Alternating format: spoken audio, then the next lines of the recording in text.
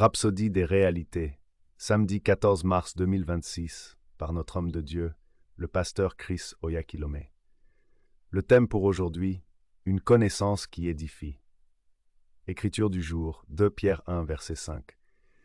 La croissance dans la connaissance de la parole de Dieu est essentielle pour votre progrès constant, votre efficacité et votre fécondité dans la vie.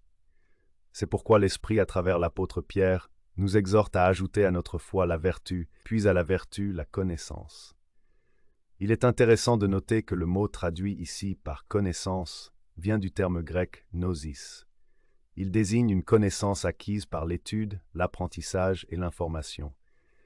Il ne s'agit pas ici de la connaissance révélée, mais d'une connaissance que l'on obtient en lisant, en étudiant et en apprenant.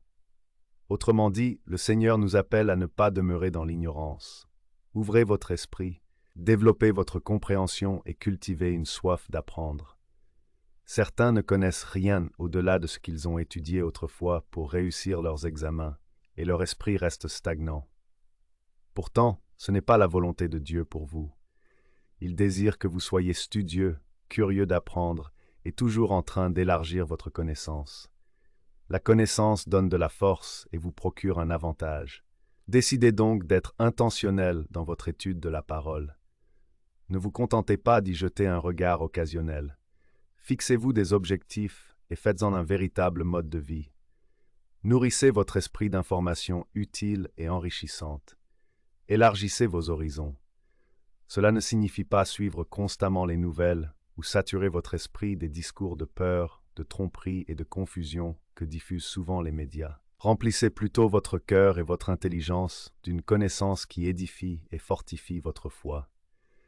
Voilà le type de connaissance que vous devez rechercher et ajouter à votre vie. Prions ensemble. Cher Père, je te remercie pour la connaissance de ta parole qui remplit mon cœur et par laquelle je vis chaque jour dans la victoire. Merci pour ta grâce et ta paix qui se multiplient dans ma vie à mesure que j'étudie et médite ta parole, me rendant toujours plus fécond, efficace et productif dans la vie et dans le ministère, au nom de Jésus. Amen. Maintenant, j'invite toute personne qui nous écoute et qui n'a pas encore accepté le Seigneur Jésus comme son sauveur personnel à répéter après moi cette prière de salut. Ô Seigneur Dieu, je crois de tout mon cœur en Jésus-Christ, le Fils du Dieu vivant.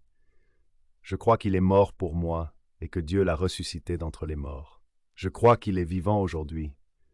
Je confesse de ma bouche que Jésus-Christ est le Seigneur de ma vie dès ce jour. Par lui et en son nom, j'ai la vie éternelle. Je suis né de nouveau. Merci Seigneur d'avoir sauvé mon âme. Je suis maintenant un enfant de Dieu. Je vous encourage maintenant, suite à cette prière, à vous rendre dans une église locale et à participer à des études bibliques afin de nourrir votre âme. Avant de conclure, nous tenons à exprimer notre profonde gratitude à notre homme de Dieu, notre cher pasteur Chris Oyakhilome. Appelé et établi par le Très-Haut, il a fidèlement répondu à l'appel divin, conduisant le peuple de Dieu des ténèbres à son admirable lumière par la proclamation inspirée, puissante et sans compromis de la parole de Dieu, confirmée par des manifestations indéniables de guérison divine et par l'impact mondial, durable et transformateur de son ministère.